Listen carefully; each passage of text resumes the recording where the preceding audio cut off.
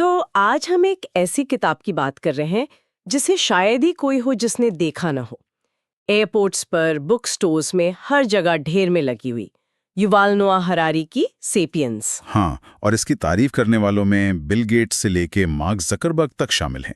मतलब ऐसा कहा जाता है कि इसने मानव इतिहास को देखने का नजरिया ही बदल दिया। बिल्कुल, और वजह भी साफ है।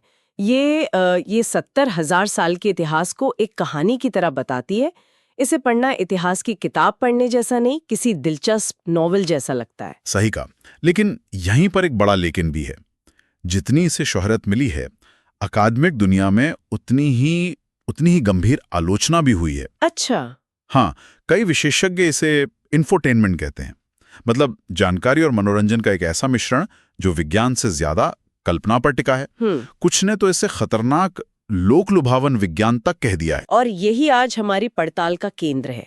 एक तरफ तो ये दुनिया की सबसे प्रभावशाली किताबों में से एक है, और दूसरी तरफ विशेषज्ञ इस पर इतने सवाल उठा रहे हैं। तो आज का हमारा मकसद यही समझना है कि सेपियंस के वो कौन से बड़े आइडियाज हैं जो लोगों को इतना लुभाते हैं, और साथ ही उन आइडियाज में वो कौन सी कमियां हैं या वो कौन सी बातें हैं जिन पर इतनी बहस छिड़ी हुई है। चलिए तो फिर इस दिलचस्प पहेली की परतें खोलते हैं। तो शुरुआत करते हैं हरारी के सबसे बड़े आइडिया से।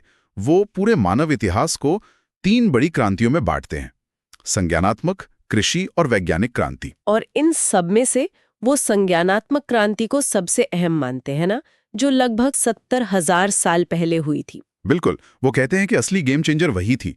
उनका तर्क ये है कि उस समय होमो सेपियंस में कुछ ऐसा हुआ जिससे हम दुनिया पर छा गए। हाँ, ये बात सोचने वाली है। नियानथल्स हमसे ज्यादा ताकतवर थे, उनका दिमाग भी बड़ा था, फिर भी वो खत्म हो गए और हम बच गए। तो क्या खास था हम में? हरारी के मुताबिक वो खासियत थी एक बिल्कुल नई तरह की भाषा। एक ऐसी भाषा जो सिर्फ ये बताने के लिए नहीं थी कि देखो वहां एक शेर है। तो फिर किस लिए थी? वो ऐसी चीजों के बारे में बात करने के लिए थी जो असल में हैं ही नहीं, जिसे वो कल्पना या मिथक बनाने की शक्ति कहते हैं। एक मिनट, ये बात थोड़ी अजीब है। मतलब हजारों साल पहले इंसान इतनी बड़ी संख्या में सहयोग कैसे कर रहे थे? तब तो न देश थे, न कोई बड़ी कंपनी। एग्जैक्टली। तो फिर क्या चीज थी जो उन्हें जोड़ रही थी? क्या ये मिथक ही थे? हरारी का यही मुख्य तर्क है। वो कहते हैं कि भगवान, राष्ट्र, पैसा, कॉरपोरेशन, मानवाधिकार, ये सब असल में कोई वस्तुनिष्ठ सच्चाई नहीं है। तो फिर क्या है? ये सब कहानियां हैं। कहानियां जिन्हें हमने बनाया है और जिन पर हम सब मिलकर विश्वास करते हैं। जैसे पैसा। वो असल में तो सिर्फ कागज का एक टुकड़ा है, लेकिन हम सब मानते हैं कि उसकी एक कीमत है।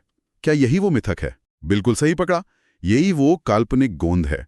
हरारी एक उदाहरण देते हैं कि आप एक चिंपैंजी को केले के बदले में ये वादा नहीं कर सकते कि मरने के बाद उसे बहुत सारे केले मिलेंगे। वो नहीं मानेगा, लेकिन इंसान ऐसी कहानियों पर विश्वास करते हैं। इसीलिए 2 कैथोलिक जो कभी नहीं मिले वो धर्मयुद्ध में साथ लड़ सकते हैं, या 2 वकील जो एक दूसरे को जानते भी नहीं, वो कानून जैसी काल्पनिक चीज में विश्वास करके किसी कंपनी को बचा सकते हैं।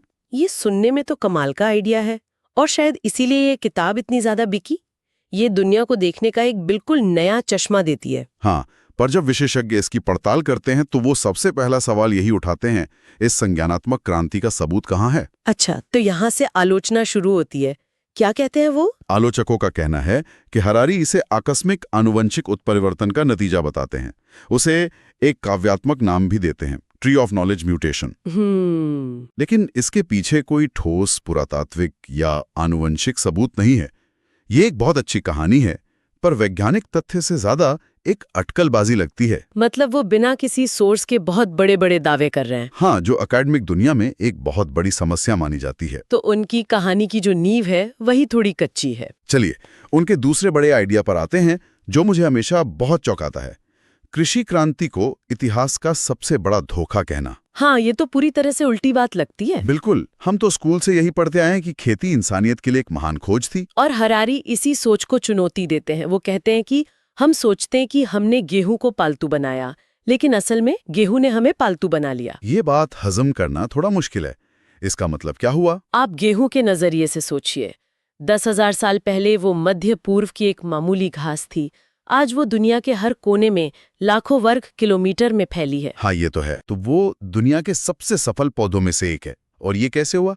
क्योंकि उसने होमोसेपियंस को अपनी सेवा में लगा लिया। इंसानों ने जंगल साफ किए, चट्टानें हटाई, उसे पानी दिया, टिड्डियों से बचाया। लेकिन बदले में इंसानों को भरपूर भोजन भी तो मिला। हरारी कहते हैं कि ये एक भ्रम है। हाँ, कुल मिलाकर ज्यादा भोजन जरूर पैदा हुआ, लेकिन एक आम किसान की जिंदगी पहले से कहीं ज्यादा मुश्किल हो गई। कैसे? शिकारी संग्राहक का जीवन ज्यादा विविध था। काम के घंटे कम थे, आहार बेहतर था।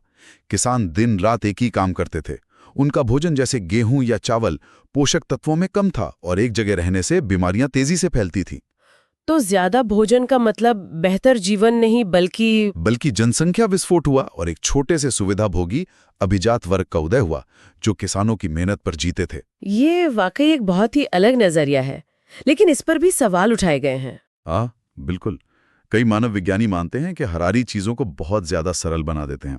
वो शिकारी संग्राहक जीवन को कुछ ज्यादा ही रोमांटिक अंदाज में दिखाते हैं और कृषि के फायदों को कम करके आंकते हैं। तो असलियत शायद इन दोनों के बीच में कहीं थी। शायद। लेकिन हरारी की खासियत यही है कि वो एक दमदार यादगार कहानी सुनाते हैं, भले ही उसके लिए कुछ जटिलताओं को नजरअंदाज करना पड़े। और शायद यही चीज आलोचकों को परेशान करती है।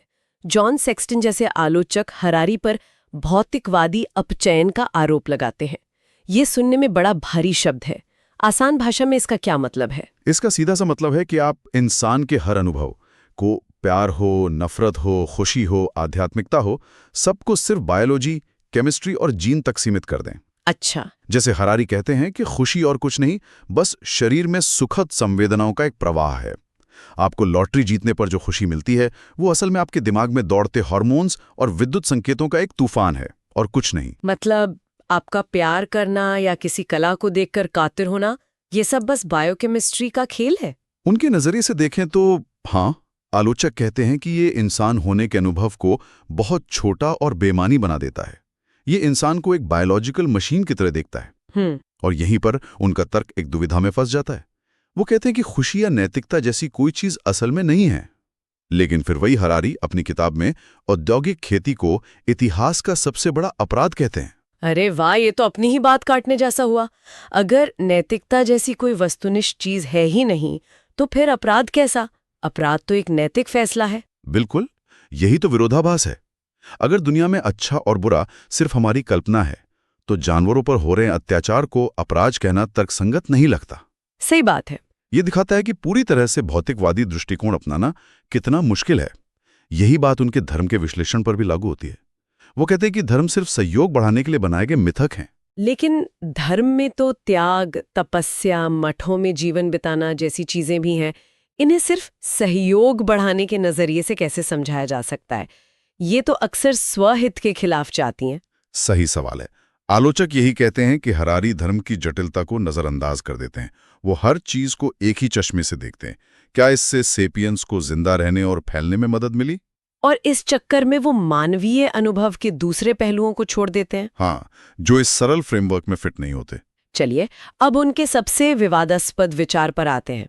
अगर हम उनके तर्क को उसकी आखिरी सीमा तक ले जाएं कि राष्ट्र, पैसा और कानून भी सिर्फ कल्पना है, तो इसका मानवाधिकारों और समानता जैसे विचारों के लिए क्या मतलब है? यहीं पर उनकी सोच सबसे ज्यादा परेशान करने वाली हो जाती है।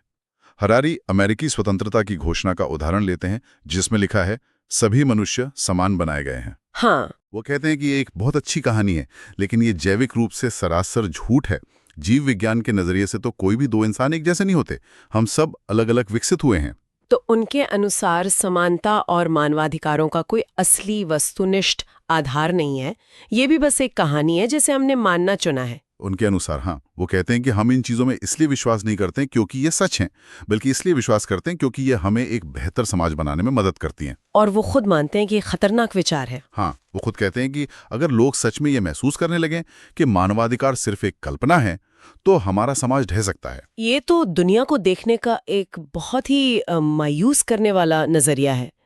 मतलब हम जिस नैतिक नींव पर खड़े हैं वो असल में रेत की बनी है। सही का। आलोचक केसी लुस्किन का तर्क है कि हरारी की यह दृष्टि नैतिक रूप से प्रेरणाहीन है। ये उन सभी चीजों की नींव को कमजोर करती है जिन्हें हम महत्व देते हैं। अगर न्याय सिर्फ एक कहानी है, तो फिर अन्याय के खिलाफ लड़ना क्या हुआ?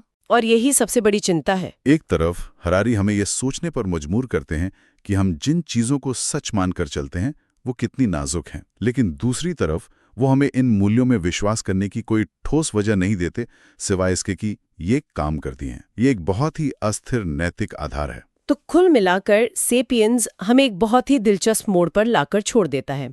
ये एक ऐसी किताब है जो अपने कहानी कहने के अंदाज, अपने बड़े और साहसिक विचारों के कारण दुनिया भर में सफल हुई। हाँ, इसने इतिहास को करोड़ों लोगों के लिए सुलभ और रोमांचक बना दिया। लेकिन इसने ये सब वैज्ञानिक कठोरता और अकादमिक बारीकियों की कीमत पर किया है। बिल्कुल, ये एक ग्रैंड थ्योरी पेश करती है जो हर चीज को समझाती हुई लगती है, लेकिन जब आप उसके हिस्सों को करीब से देखते हैं तो पाते हैं कि वो अक्सर अटकलों और एक खास विचारधारा पर आधारित है।